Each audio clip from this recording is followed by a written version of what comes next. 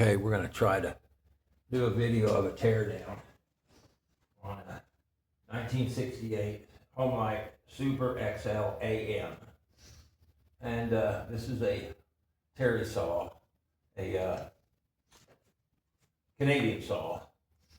And this would have been the predecessor to the Super XL, or the XL Automatic. Canadians didn't have an XL Automatic until 68 or 69. So this was the Super XL AM, which became the XL Automatic in Canada, which became the Super XL Automatic in blue and white in America. Yeah, so that's it. So it's got the original bar. Original Homelite 16-inch bar. And we'll set that up there. We'll get a new decal for it. Put the bar guides over there.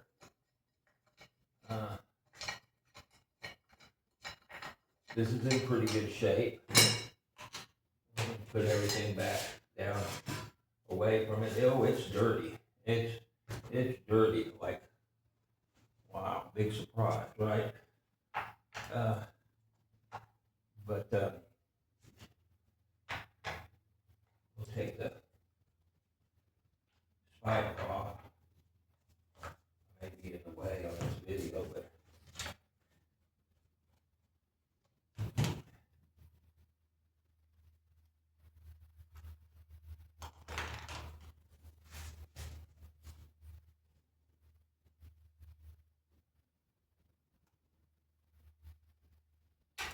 so yeah, that's kind of I thought that Homelite had all kind of models between Canada and the U.S. and they renamed stuff and things stayed the same or very different. The colors changed, and I thought it was pretty confusing until I started looking into some of the other saws like McCulloch. Oh man, there are some wild models and model changes on the McCulloch saws.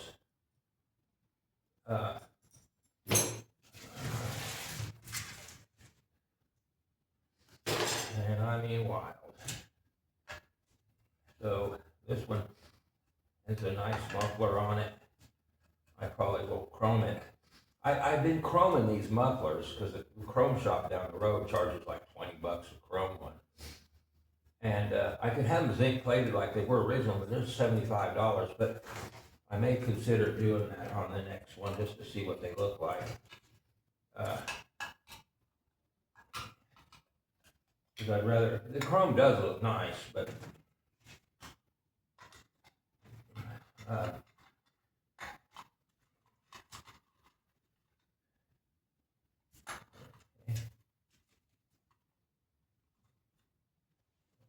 what's going on with that? That looks to be a little smaller. Why is that smaller?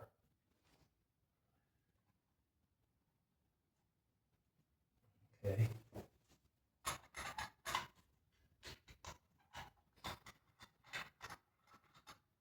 One of those muffler studs, not exactly odd. I see why it's not really smaller. You have to get clear down into clear into here. Got the wrong muffler stud on it. I mean, this is okay. Not really bad or anything. We'll see what she looks like. Try to pull the muffler body off. Might want to try to undo that last screw. I hope the camera's getting this. I may stop for a second and peek around back. I can do it where it's reversed, but then everything is reversed in the picture. And I've seen videos like that, and I'm not a fan when it's reversed. Let me see, I'll get behind here. Yeah, it might be okay. Well,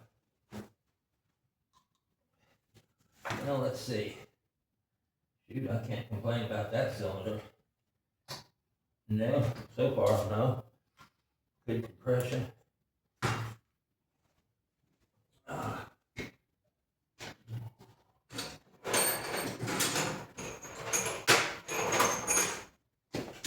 One thing I didn't bring out here was a plug wrench.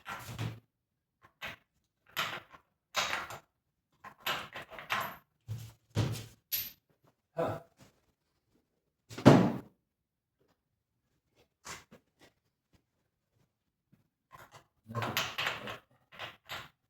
Huh. Kidding, right?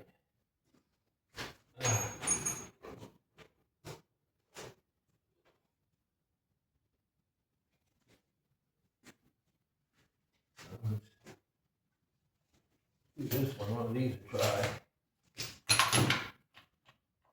That looks like that'll fit.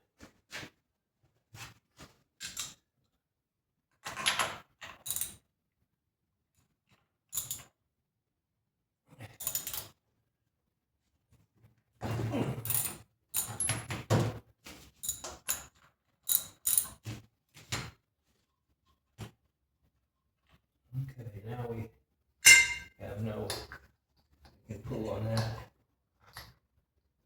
Okay, so where do we go next? Well, let's shove some rope down it. I always like to shove rope down it to stop the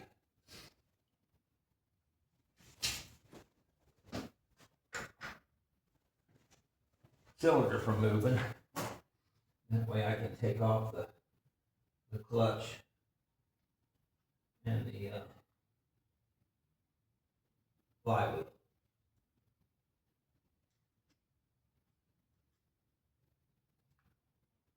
I went down to my pond. I took my neighbor down there. He's a little bit older than me. I built him a house over here. And he'd been a city boy all his life.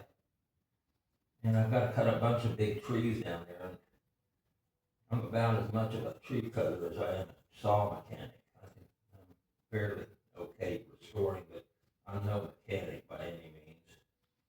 But anyhow, he says, I said, well, that's one, you ought to try it. He goes, well, you ought to cut those trees down, that tree and that tree. And I said, well, John, buddy, that's a sycamore, nothing wrong with it. He said, well, all the bark's falling off of it. I said, that's the way sycamores look. And he didn't realize that what a sycamore was, 73 years old. But I wasn't really surprised. Said he lived in town all his life. Pretty much everybody did everything for him, so didn't know what a sycamore tree was. Oh well. All right. Now then, we'll get a. I think that might be a 9/16 or a ½ inch. I usually use a. Oh my gosh, it's a 5/8. Of course it is. Okay. All right. Well, that came off nice and easy. I might have replaced that. Get old like me. You don't remember stuff. So anyway, on this clutch, this nut, and I made a mistake when I first bought first Homelite. I read that it to go lefty tighty and righty loosey because the clutch goes on backwards. But that's not this nut on the outside. This is for the sprocket, the hub, so to speak. Now this one in the inside is the one that I need to do the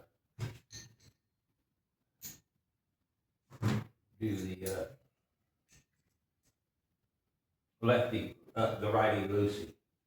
It's left-hand threads on that. So, anywho, yeah, that I want to keep that place. And then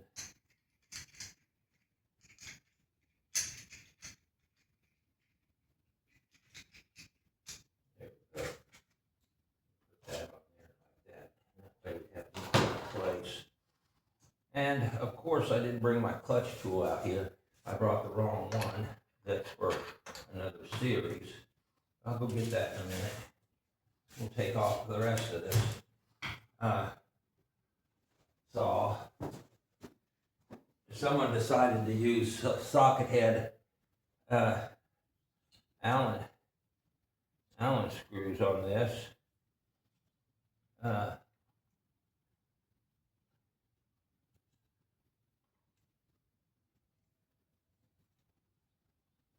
Weird, but I'll replace these with the proper screws. I mean, these aren't bad. I'm sure they didn't come up to there, but see, this was a Canadian saw. And in Canada, these socket heads are real common on a lot of newer saws, and even in America they are. So they are even on older. They use these socket heads a lot up in Canada. And Europe is the same way. They kind of go to a newer style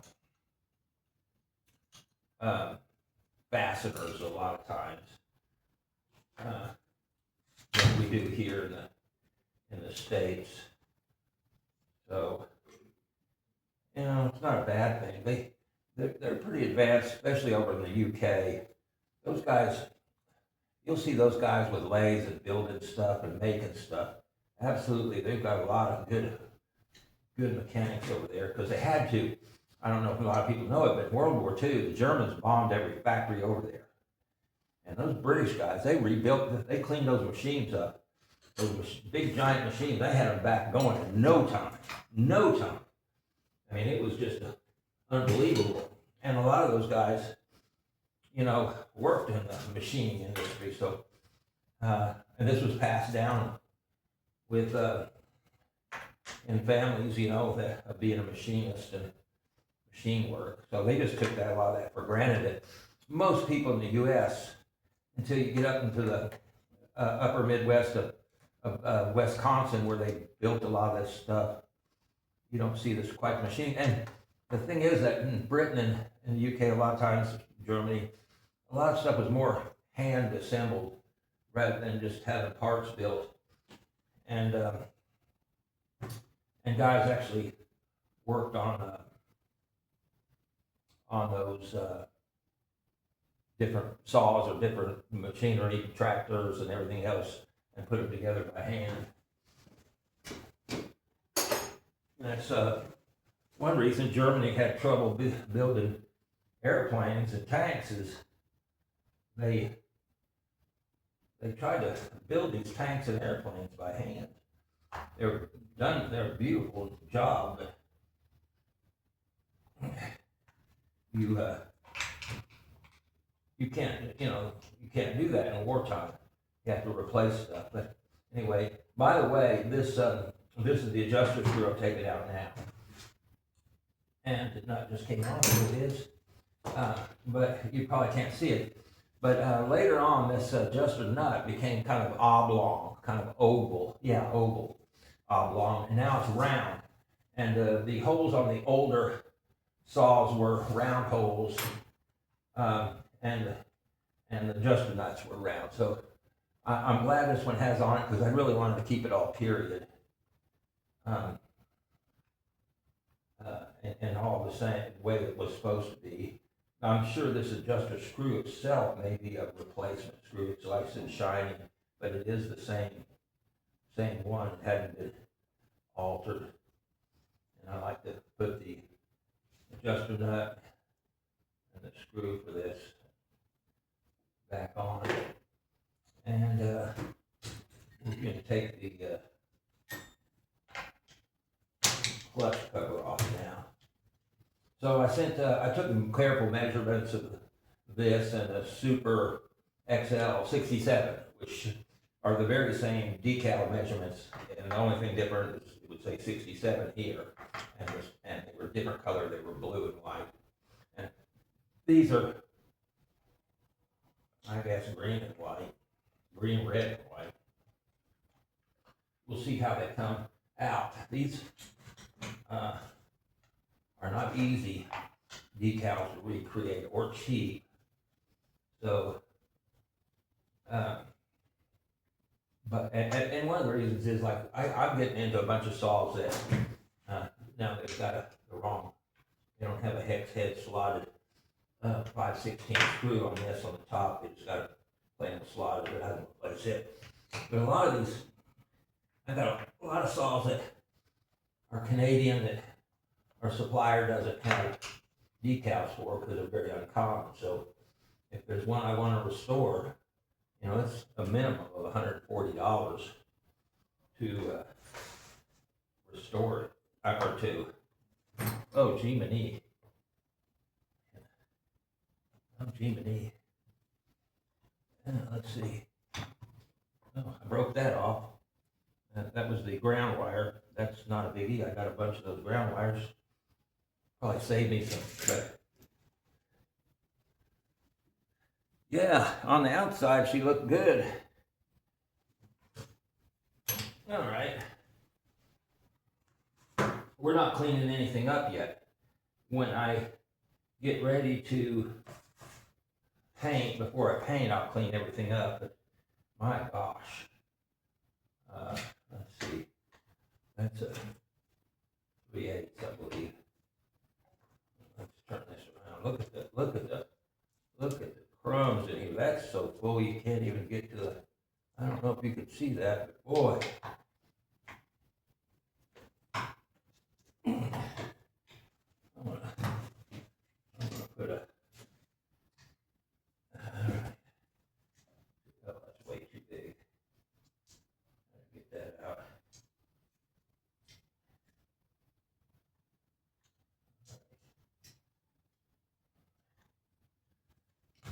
That's it.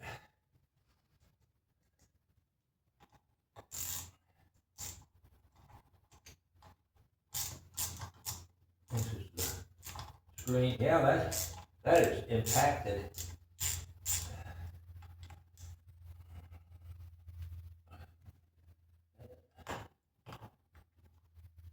I could make a off-color joke about that, but I won't. Talking about off-color, I follow a guy, young guy, and this wasn't the only one.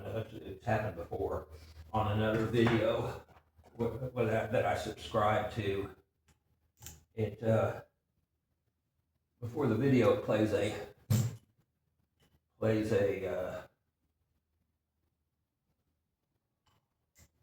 ad, okay.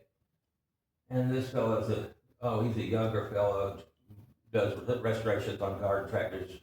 He's probably 16, 17, 18 years old, not a young guy, you know. So anyway, but I've seen it before on other videos, but on his video before it started, it was an ad. And it just slammed into your face. Young lady looking over the edge of the couch. My husband effed me all night long and went on and on to talk about it, about some medication or something. But he had no control over what ads go on there, and that's what kind of ads Facebook is, or YouTube is putting on some of these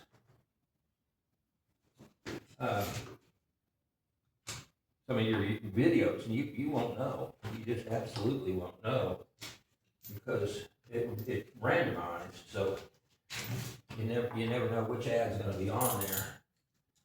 But I thought that was kind of disgusting, and I guess one of the ways that you stop it is you say it's made for kids. But then if you do that, if you they'll I don't know, stop your video from being, if you say one word that's wrong or something, they stop your video, demonetize it, spank you, say you never do it again because you said heck or darn. So, yeah, I don't know. Like I said, it's when I watch videos on YouTube, whether it's saw videos or I watch a lot of history videos, I study history. And I I put this nut back on here because I don't want it to waller out the, I don't want it to waller out the, or spread out that shaft that on there. So anyway, we're going to pull when I first started pulling these flywheels, I was absolutely had so much trouble. And recently, I mean, every one of them has come off just easy as all heck.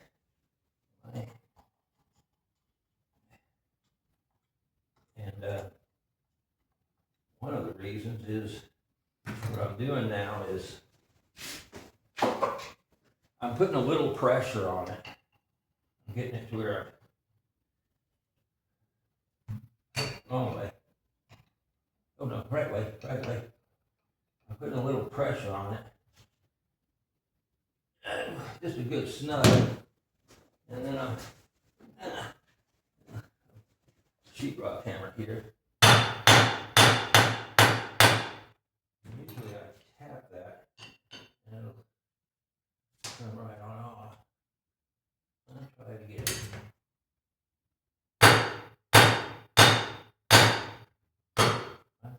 That might have come loose. Not sure. Oh, boom. Bet y'all heard that. So yeah, a couple taps. Rather than trying to muscle it off, a couple of raps is usually real effective. So I don't know if you can see all that well, but there's this coil looks like it's suede. It's so fuzzy. I mean, it's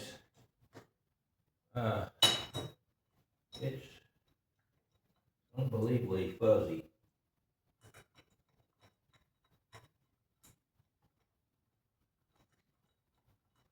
The weather here's in the 60s.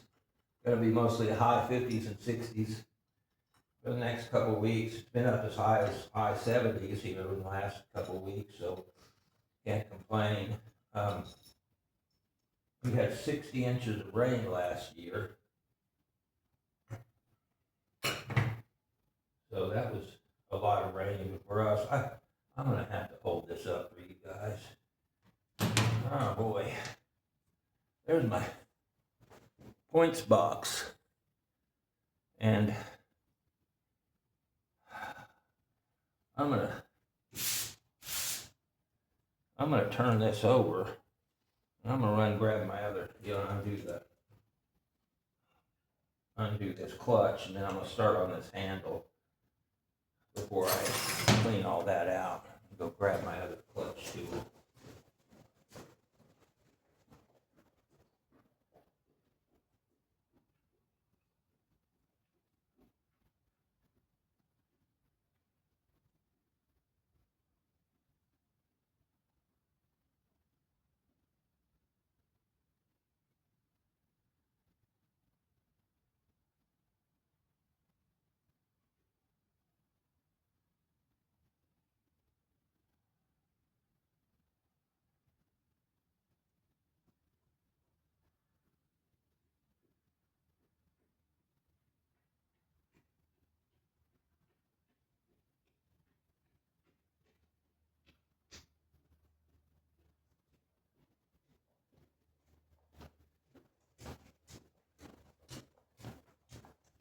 That's about 75 yards from the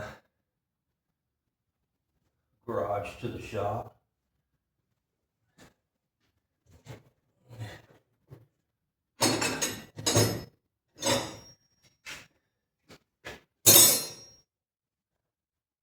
We'll try now this one you have to turn like you're going to tighten it to get it off.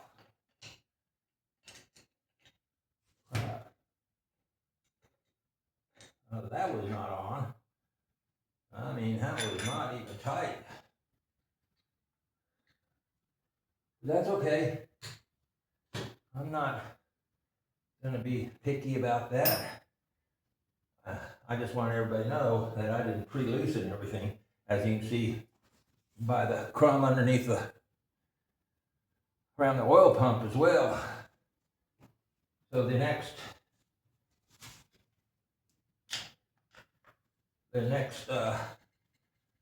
part of the disassembly is the handle here. And I usually don't take this all the way out. I loosen it pretty good. And I go back and I need my glasses for this. Still haven't got that eye completely fixed, so that's not good. I don't think, oh, it does still have it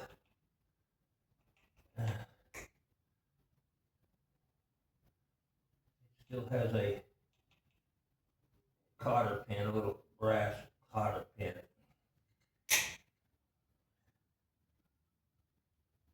In it.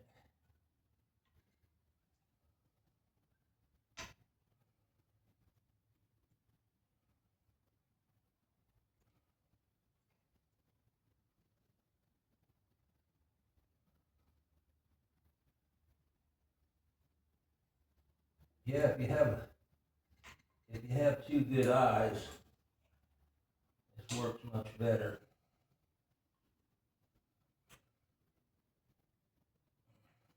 They only got one leg of the cotter pin down here, and unless you have a brand new cotter pin, that's probably what happens a lot.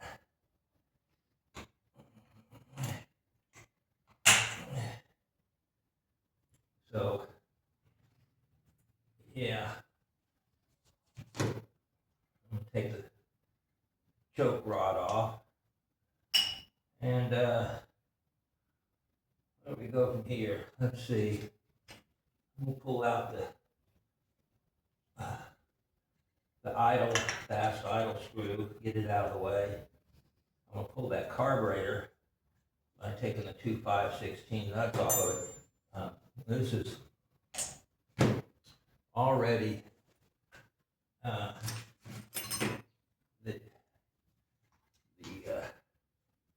fuel line is dead ended right here by the barb. So again, I didn't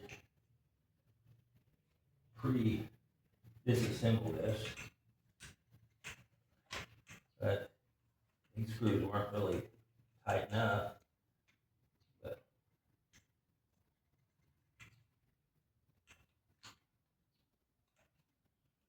But yeah, I have two neighbors now. I didn't have neighbors here for 30 years, so I built a house and then sold the lot. But they come from the city. They were raised with city people that never knew how to pour piss out of a boot with the directions on the heel. They weren't working people, I guess is what I want to say. They're good people, but my dad was vice president of a big aerospace company. He grew up learning how to make things with a lathe and machine stuff. I don't know how some of the people got by not knowing anything.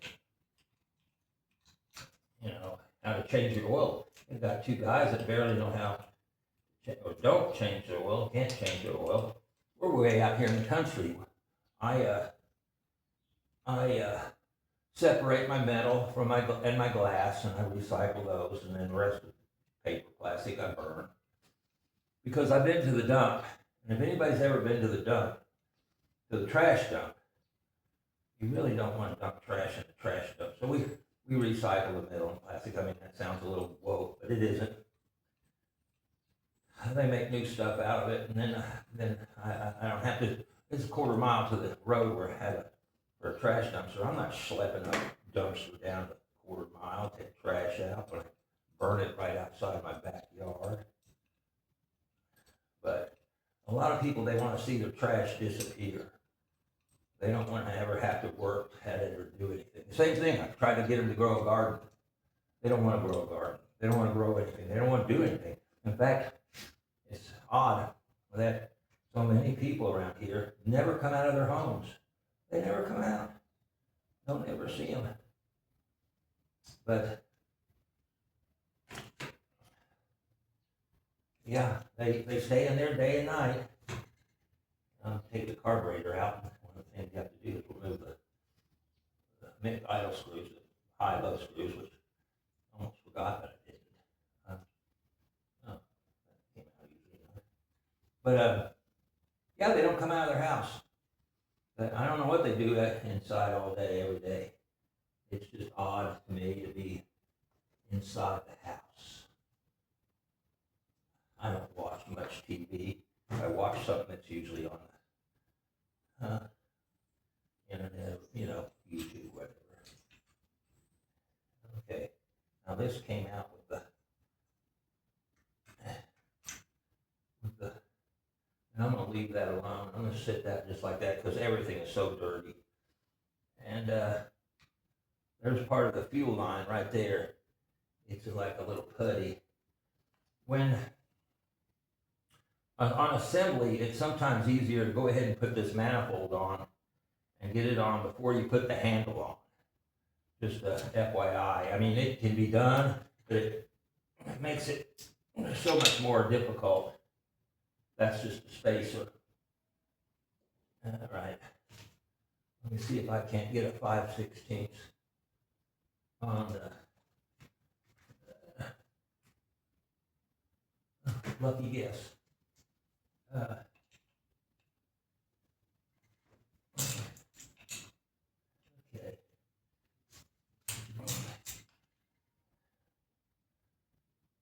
Yeah, that's I know I have a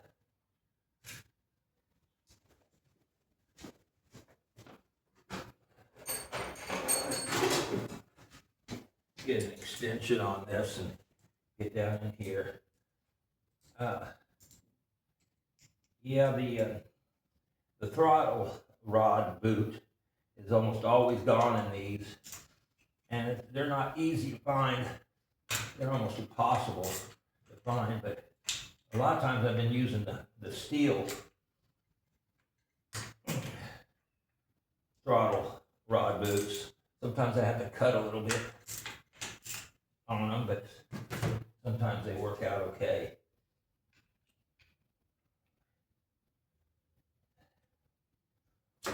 I don't know if that came out.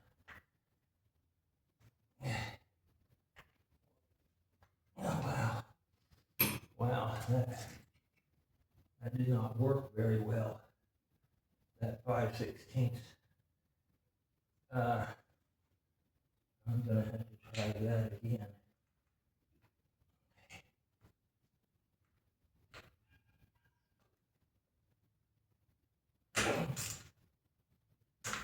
Well, I think I got it. Well, so many of these were absolutely loose as a goose, and then I come across one that is He-Man strong.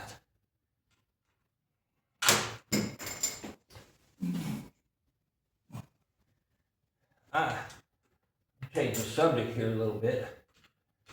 Around here in my area of the country, northeast Oklahoma, companies are coming in here from all over, different companies, and they're building data centers. There's 4 companies building 4 data centers within a 50-mile radius to power AI. And honestly, I thought, I didn't know what to think, but now I'm beginning to think maybe this is just stupid. Because some of these AI data centers are using as much water as a big town that has 400,000 people in it. And then they want to, the minute they announce that they're going to build them, all the power companies apply for rate increases.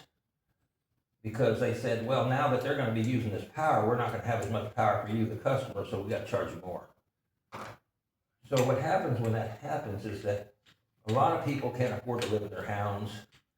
Maybe their property values even go down because they're close to a data center. And then they lose them, and some big investment company like BlackRock comes in and buys up the houses. And then if it turns out it's just a complete boondoggle, then prices go up and somebody makes a lot of money. So the last I heard is I saw a new thing where they have a new type of data center that doesn't use any water, it's air cooled, blah, blah, blah. So technology is definitely outpacing the building of it. And what concerns me is, the biggest thing is that, and I've been to these battery farm BESs and data center meetings for different city entities, the people they send to explain it, what's going on with these, are absolute idiots. They don't know, they can't even explain what they're gonna build or what's gonna happen here. So it really concerns me if that's the case, of how well it's gonna be built. And I've heard other things that they're gonna bring in a lot of foreign workers to build these because they have the expertise. Well, I understand that, but on a data center or a battery farm, you once it's built, you really don't need anybody, or maybe hardly anybody, on site to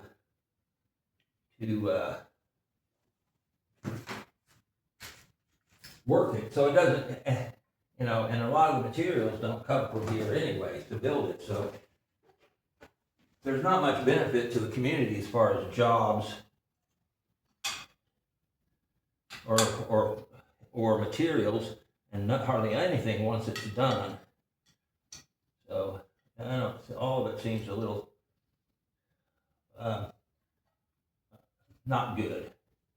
Not good. Okay, let's see. All right.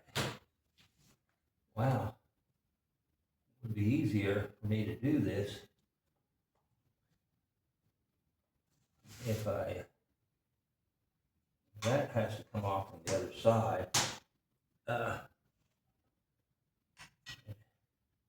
It usually comes off from the other side easier. Okay. That should go off this way. Okay, let's see, did I get it loose? Yeah, got it loose now. I'm loosening this other oil line down at the bottom here, but ideally we want to loosen that from the oil pump. Have this already on when we put it in because it's on the back side, but I've got the handle loosen up where I can do it. I just didn't want to. I'm getting ready to get into dirt. I mean, this is like trying to make breakfast in your foxhole.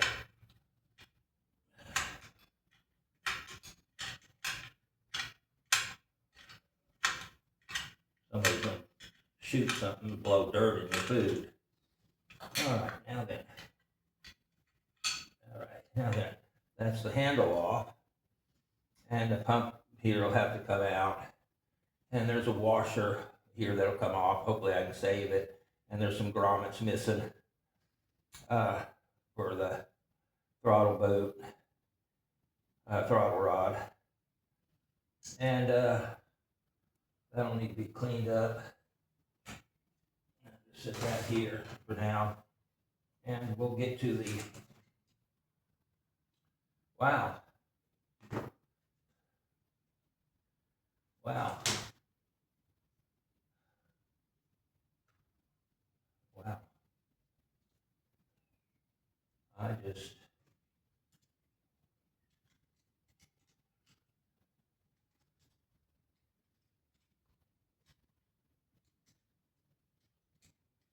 think I could get to these bolts. 5/16.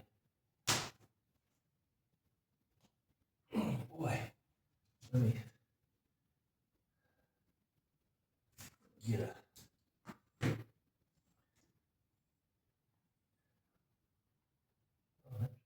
What was that? That must have been 3/8. Yeah, that was a 3/8. Yeah.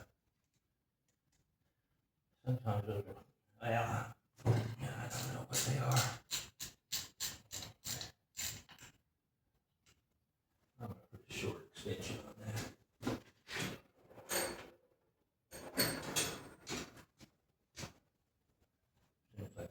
cord extension. There it is. Kind of a mess, I'm not used to. What the heck? Oh, they put a 5/16 on the backside. Oh, there's some, oh, those are all. Oh, we got half and half.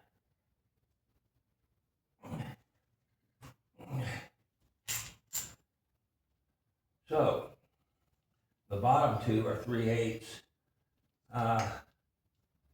And I don't know if they're 1/4x20 and been tapped or what, but it's what it looks like. That they've tapped these to 1/4x20.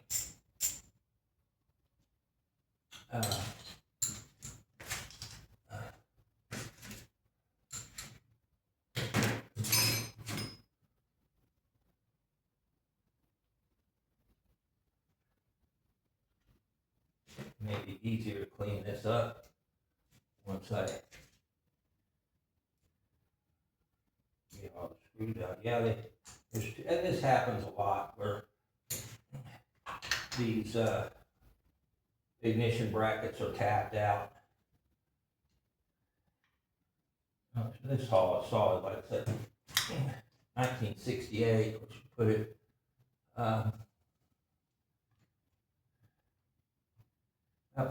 just under 60 years. So,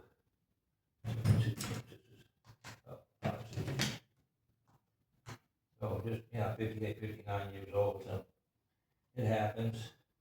It looks like they might have, yeah, they have, what do you call them, those little wire thingies in them. I think I've got a kit for those. Those are a little tricky to start when you first try to learn how to do those, but they work good. All right, now I'm gonna try to pull this off. Huh.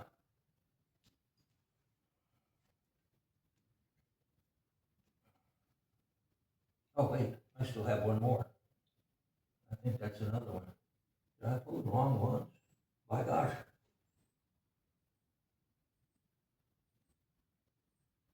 My gosh, I pulled. It looks like I might have pulled the wrong ones. That might be it.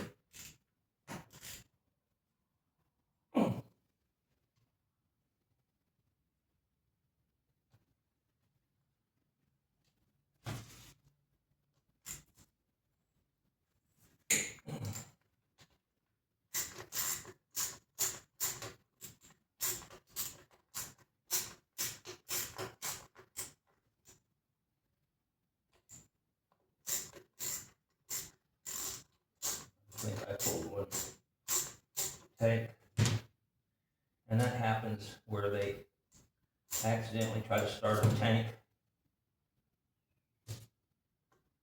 screw into the ignition bracket, screw up the threads, and then have to go continue on.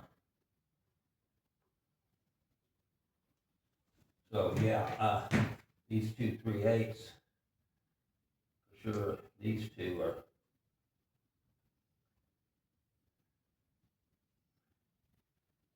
these are for the tank. Well, maybe they didn't mess up, I messed up. Well, that's what it appears. That was my hiccup.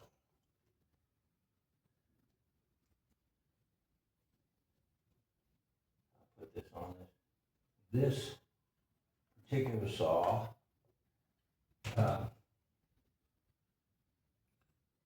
has a, all right.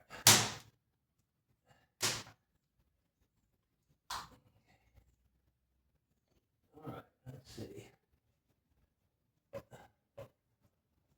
Okay, let's see if I can't get a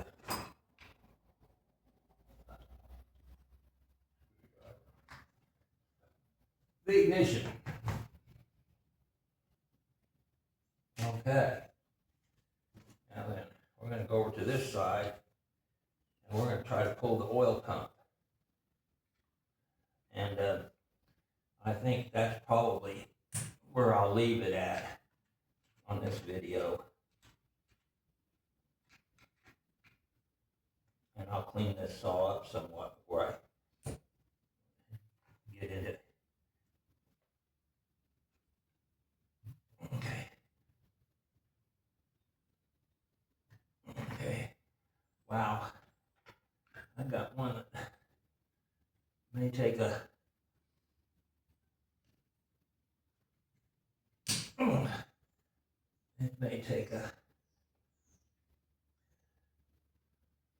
better screwdriver.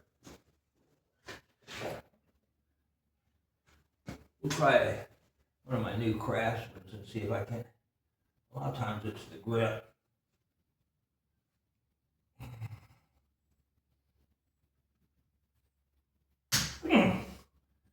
Yeah, new good screwdrivers work too.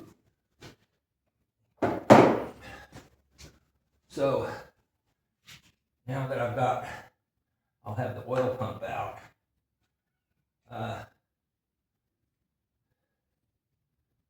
I'll take this drive case off. And the reason I'm going to take, well, I may be taking the drive case off, but nonetheless, I'm going to be replacing the oil seals. The air seals, crank seals on both sides.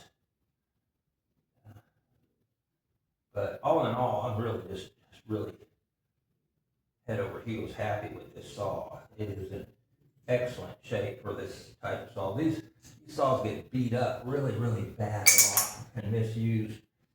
One of the places where you can tell if it's been used is on the face of this drive case. There'll be chain marks all over it. This one doesn't have any, and it's been used a lot. But it's been used by somebody that knew what they were doing. In England, I saw you have to have a license and a permit to operate and own a chainsaw. They ought to do that. I mean, I don't think they ought to do it here. I think they ought to just show videos of people with missing digits. That would be what they need to do. All right.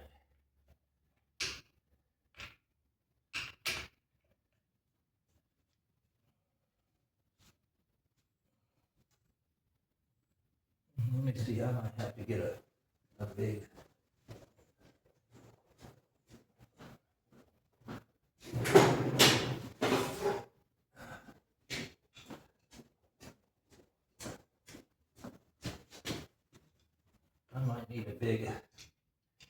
pair of channel locks to get this out. All right. There we go. That's to get that.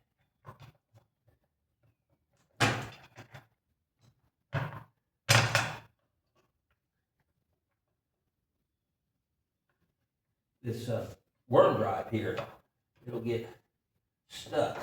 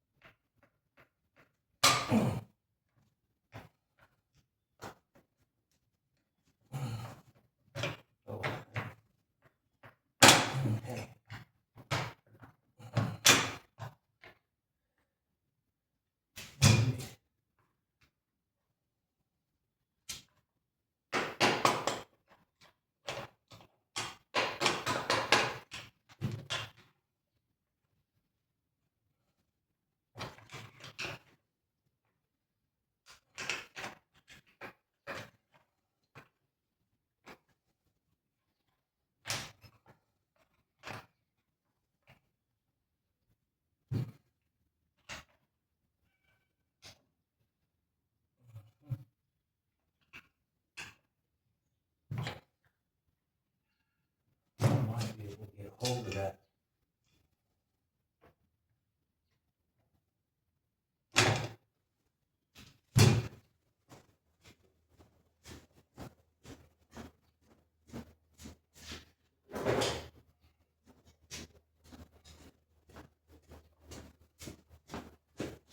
Get it on this worm drive here. These could be, there we go. loosening them up.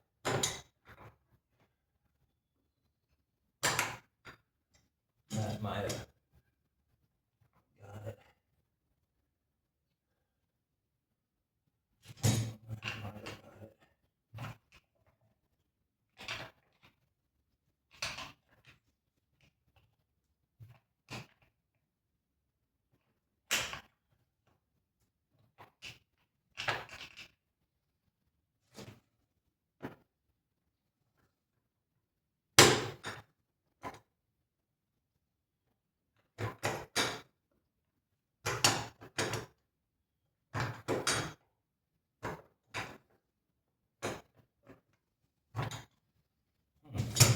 Well,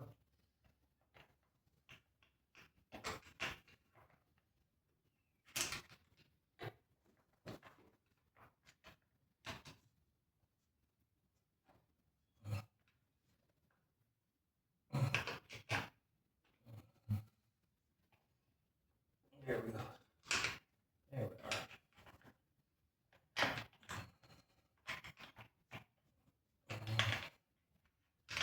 Okay.